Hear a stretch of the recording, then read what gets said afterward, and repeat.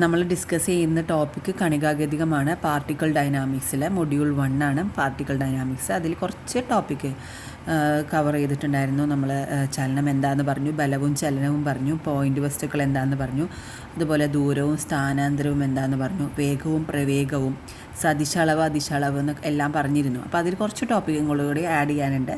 അതെന്താണെന്ന് നമുക്കൊന്ന് നോക്കാം. നേർരേഖാ ചലനം പറഞ്ഞു. ഒരു വസ്തുവിൻ്റെ നേർരേഖയിലൂടെയുള്ള ചലനമാണ് നേർരേഖാ ചലനം എന്ന് പറയുന്നത്. അതിന് നേർരേഖാ ചലനം എന്ന് പറയുന്നു. ലീനിയർ മോഷൻ എന്ന് പറയുന്നത് നമ്മൾ ഓൾറെഡി എടുത്ത ടോപ്പിക്കാണ്. അതിൻ്റെ കൂടെ തന്നെ നമുക്കപ്പോൾ പലതരത്തിലുള്ള ചലനങ്ങളുണ്ട്. അപ്പോൾ നേർരേഖാ ചലനം മാത്രമേ ഞാൻ പറഞ്ഞിരുന്നുള്ളൂ. അതിന് അടുത്തൊരു ചലനമാണ് ദോലന ചലനം. എഴുതിയെടുത്തോളൂ കേട്ടോ. ദോലന ചലനം, ഓസിലേഷൻ. അപ്പോൾ ഇതിനകത്തില്ല, ഓസിലേഷനാണ് ദോലന ചലനം. വസ്തു ഒരു തുലന സ്ഥാനത്തെ ആസ്പദമാക്കി ഇരുവശങ്ങളിലേക്കും ചലിക്കുന്നതാണ് ദോലനം. അല്ലെങ്കിൽ ഒരു നിശ്ചിത പാതയിൽ അങ്ങോട്ടും ഇങ്ങോട്ടും ആവർത്തിച്ചുള്ള ചലനമാണ് ദോലന ചലനം. എങ്ങനെയാണ് ഇങ്ങനെ ദോലന ചലനം? നമുക്ക് ഉദാഹരണത്തിന് ഒരു പെൻഡുലം അല്ലെങ്കിൽ ഊഞ്ഞാൽ, ആട്ടുകട്ടിലൊക്കെ എന്താണ് ഈ ദോലന ചലനത്തിന് ഒരു എക്സാമ്പിളായിട്ട് പറയാം. എന്താണ്? ഓസിലേഷൻ.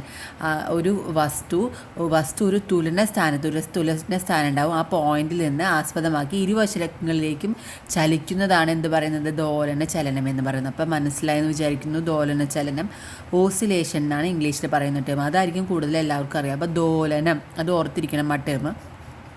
അപ്പോൾ ഉദാഹരണമായിട്ട് പെൻഡുലം, ഊഞ്ഞാൽ, ആട്ടുകട്ടൽ. ഇനി അടുത്തതാണ് കമ്പനം. കമ്പനത്തിൻ്റെ ഇംഗ്ലീഷ് വേർഡാണ് വൈബ്രേഷൻ. ദ്രുതഗതിയിലുള്ള ദോലനങ്ങളെ കമ്പനം എന്ന് പറയുന്നു. ദ്രുതഗതിയിൽ, അപ്പോൾ വളരെ സ്പീഡ് കുറഞ്ഞിട്ട്. ദോലനം എന്ന് പറയുമ്പോൾ നമുക്കറിയാം ഊഞ്ഞാലാടുമ്പോൾ എത്രത്തോളം സ്പീഡിലും പോവുക, അതുപോലെ കുറയ്ക്കുകയും ചെയ്യും. അപ്പോൾ ആ ദോലനത്തിന് ദ്രുതഗതിയിൽ, വളരെ സ്പീഡ് കുറഞ്ഞിട്ടുള്ള, ഭയങ്കര സ്പീഡിലായിരിക്കും. ദ്രുതഗതിയിൽ ഇങ്ങനെ പെട്ടെന്നായിരിക്കും. നമ്മൾ ഊഞ്ഞാലാടുമ്പോൾ ഇങ്ങനെ ഇത്രയും ഭയങ്കര ടൈം എടുക്കാറുണ്ട്. ദ്രുതഗതിയിൽ, അപ്പോൾ അത്രയും സ്പീഡിലുള്ള ദോലനങ്ങളിലെ പറയുന്ന പേരാണ് കമ്പനം എന്ന് പറയുന്നു. എന്താണ്? കമ്പനം എന്ന് പറയുന്നു. ഉദാഹരണം, വീണയിലെ കമ്പി, ട്യൂണിംഗ് ഫോർക്ക്. നമ്മൾ ഫിസിക്സിലൊക്കെ ചെയ്തിട്ടുണ്ടാകും. നമ്മൾ പ്ലസ് വൺ പ്ലസ് ടുവിൽ ഫിസിക്സ് ആൻഡ് സയൻസ് ആണല്ലോ എല്ലാവരും എടുത്തിരിക്കുന്നുണ്ടാവുക. അപ്പോൾ അതിൽ നമ്മൾ പഠിച്ചിട്ടുണ്ടായിരുന്നു ട്യൂണിംഗ് ഫോർക്ക്. നമുക്ക് പ്രാക്ടിക്കലൊക്കെ നമ്മൾ ചെയ്തിട്ടുണ്ടായിരുന്നു. നമ്മളതൊന്ന് തട്ടിക്കഴിഞ്ഞാൽ നമ്മൾ ചെവിയിൽ വെച്ച് കഴിഞ്ഞാൽ സൗണ്ട് കേൾക്കില്ലേ? അപ്പോൾ അതിങ്ങനെ അത്രയും കമ്പനം കാരണമാണ് അതിൻ്റെ സൗണ്ട് നമുക്ക് പുറത്തേക്ക് കേൾക്കുന്നത് അല്ലേ? അപ്പോൾ ദ്രുതഗതിയിലുള്ള ദോലനങ്ങളെ എന്ത് പറയുന്നു? കമ്പനം അല്ലെങ്കിൽ വൈബ്രേഷൻ എന്ന് പറയുന്നു. ഇനി അടുത്തൊരു ചലനമാണ് ഭ്രമണചലനം, റൊട്ടേഷൻ. സ്വന്തം അക്ഷത്തെ അടിസ്ഥാനമാക്കിയുള്ള അല്ലെങ്കിൽ ഒരു ബിന്ദു കേന്ദ്രമാക്കിയ വസ്തുക്കൾ തിരിയുന്നതാണ് ഭ്രമണചലനം. അപ്പോൾ അതിൻ്റെ ഉദാഹരണം നമുക്ക് എല്ലാവർക്കും അറിയായിരിക്കും അല്ലേ? ഭൂമിയുടെ ഭ്രമണം. ഭൂമി സ്വന്തം അക്ഷത്തിൽ തിരിയുന്നു അല്ലേ? അപ്പോൾ അതിനെന്താണ് നമ്മളെ ഭ്രമണം, റൊട്ടേഷൻ, ഭ്രമണചലനം. പമ്പരം കറങ്ങുന്നതൊക്കെ കണ്ടിട്ടില്ലേ? പമ്പരം ഇങ്ങനെ വെച്ചിട്ട് പമ്പരം ഇങ്ങനെ കറങ്ങുന്നതും അതുപോലെ ചക്രം തിരിയുന്നതൊക്കെ എന്താണ്? ഭ്രമണചലനമാണ്, റൊട്ടേഷൻ, ഭ്രമണചലനം. അപ്പോൾ കമ്പനം എന്താണ്? ദ്രുതഗതിയിലുള്ള ദോലനമാണ് കമ്പനം എന്ന് പറയുന്നത്. ഉദാഹരണം, വീണയിലെ കമ്പി, ട്യൂണിംഗ് ഫോർക്ക്. ഭ്രമണചലനം നമ്മൾ പറയും സ്വന്തം അക്ഷത്തെ അടിസ്ഥാനമാക്കിയുള്ള അല്ലെങ്കിൽ ഒരു ബിന്ദുവിനെ കേന്ദ്രമാക്കി വസ്തുക്കൾ തിരിയുന്നതാണ് ഭ്രമണചലനം. പമ്പര, ചക്രങ്ങൾ, ഭൂമിയുടെ ഭ്രമണം, അതൊക്കെ. ഇനി അടുത്തതാണ്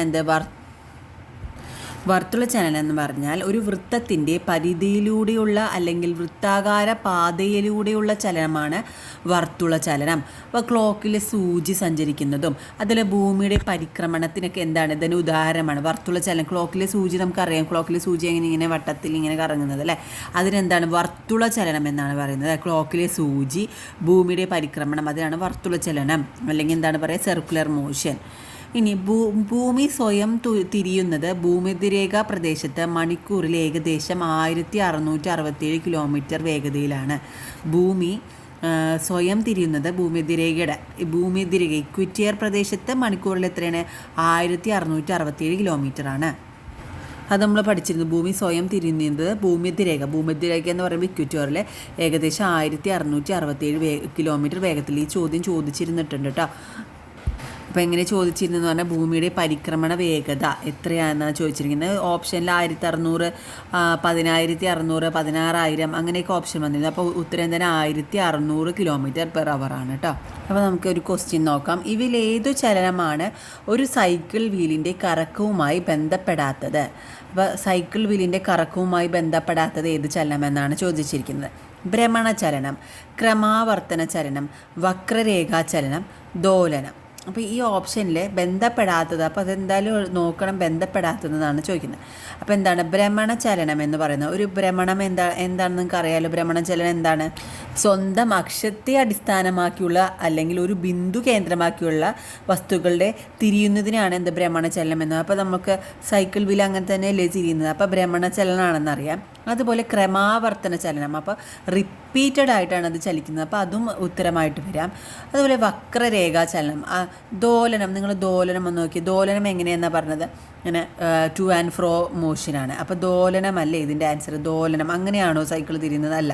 അപ്പോൾ ബാക്കിലോട്ടും ഫ്രണ്ടിലോട്ടും അല്ല. അപ്പോൾ ഉത്തരം എന്താണ്? ദോലനമാണ്. വക്രരേഖാചലനവുമല്ല, അതുപോലെ ക്രമാവർത്തന ചലനം, ഇതെല്ലാം എന്താണ്? ഒരു സൈക്കിൾ വീലിൻ്റെ ചലനമാണ്, കറക്കവുമായി ബന്ധപ്പെട്ട ചലനമാണ് ഭ്രമണചലനം, ക്രമാവർത്തന ചലനം, വക്രരേഖാചലനം. അപ്പോൾ ദോലനം എന്താണ്? അതിന് ബന്ധപ്പെടാത്തതാണ്, സൈക്കിൾ വീലിൻ്റെ കറക്കവുമായി ബന്ധപ്പെടാത്തതാണ്. ഈ ടോപ്പിക്ക് നമ്മൾ പറഞ്ഞതാണ്. സദിശ അളവുകളും അതിശ അളവുകളും പറഞ്ഞു. അപ്പോൾ സദിശ അളവുകൾ എന്താണ്? Physical quantity. അതിശ അളവുകൾ എന്ന് സദിശ അളവുകളും എന്ന് തരംതിരിക്കുക. ഫിസിക്കൽ ക്വാണ്ടിറ്റിനെ നമ്മൾ അതിശവും സദിശവുമായി തരംതിരിച്ചു. പരിമാണത്തോടൊപ്പം ദിശ പ്രസ്താവിക്കേണ്ടതല്ലാത്ത അളവുകളെയാണ് അല്ലാത്ത അതിശ അളവ് എന്നറിയുന്നത്. നമുക്ക് എന്താണ്? ദിശ പ്രസ്താവിക്കേണ്ട, അവിടെ ദിശ വേണ്ട, പരിമാണം മാത്രം മതി. അപ്പോൾ പരിമാണം മാത്രം മതി, ദിശ വേണ്ട, ദിശ പ്രസ്താവന എന്ന് പറയുന്നു. എന്നാൽ പരിമാണത്തോടൊപ്പം ദിശയെയും പ്രസ്താവിക്കുന്ന അളവുകളാണ് എന്ത്? സദിശ അളവുകൾ എന്ന് പറയുന്നത്. അപ്പോൾ സദിശ അളവുകളുടെ ഉദാഹരണങ്ങൾ ഏതാണ്? സദിശ അളവ് എന്ന് പറയുമ്പോൾ, സദിശ എന്ന് പറയുമ്പോൾ രണ്ടും പറയണം അല്ലേ? പരിമാണവും പറയണം, അതുപോലെ ദിശയും പറയണം. അപ്പോൾ സ്ഥാനാന്തരം, പ്രവേഗം എന്നിവയെല്ലാം എന്താണ്? സദിശ അളവാണ്. നീളം, വ്യാപ്തം, സമയം ഇവയെല്ലാം എന്താണ്? അതിശ അളവുകളാണ്. ഇനി ഒരു ക്വസ്റ്റ്യൻ ചോദിക്കാം. വാഹനങ്ങളുടെ വൈപ്പറിൻ്റെ ചലനം ഏതു ചലനമായി പ്രസ്താവിക്കാം? വാഹനങ്ങളുടെ വൈപ്പറിൻ്റെ ചലനം, അതിൻ്റെ ഉത്തരം നിങ്ങളൊന്ന് കമൻറ്റ് ചെയ്യണം. ഓപ്ഷൻസ്: നേർരേഖാചലനം, ബി ഭ്രമണം, സി ദോലന ചലനം, ഡി കമ്പനം. അപ്പോൾ എ നേർരേഖാചലനം, ബി ഭ്രമണം, സി ദോലന ചലനം, ഡി കമ്പനം. ചോദ്യം ഒന്നും കൂടി ആവർത്തിക്കാം. വാഹനങ്ങളുടെ വൈപ്പറിൻ്റെ ചലനം ഏത് ചലനവുമായി പ്രസ്താവിക്കാം? അപ്പോൾ ഉത്തരം ഒന്ന് കമൻറ്റ് ബോക്സിൽ ഇടണം കേട്ടോ. ഒരു ചോദ്യം കൂടി പറയാം കേട്ടോ. മുകളിലേക്ക് എറിയപ്പെട്ട കല്ലിൻ്റെ ചലനം, മുകളിലേക്ക് എറിയപ്പെട്ട കല്ലിൻ്റെ ചലനം എന്തായിരിക്കും? ചക്രഗതിയാണോ? ചക്രഗതിയല്ല, ചക്രം അല്ലല്ലോ. സ്ഥാനാന്തര ചലനം, ഭ്രമണം, ചക്രഗതി ഭ്രമണം, ഇതിലേതായിരിക്കും ഉത്തരം? സ്ഥാനാന്തര ചലനമാണ്. മുകളിലേക്ക് എറിയപ്പെട്ട കല്ലിൻ്റെ ചലനം എന്താണ്? സ്ഥാനാന്തരം, അതിൻ്റെ ഡയറക്ഷനുണ്ട്, അതിങ്ങനെ മൂവ് ചെയ്തുകൊണ്ടിരിക്കുകയാണ്. അപ്പോൾ അത് ഡിസ്പ്ലേസ്മെൻ്റ് ആണ്, സ്ഥാനാന്തര ചലനമാണ്.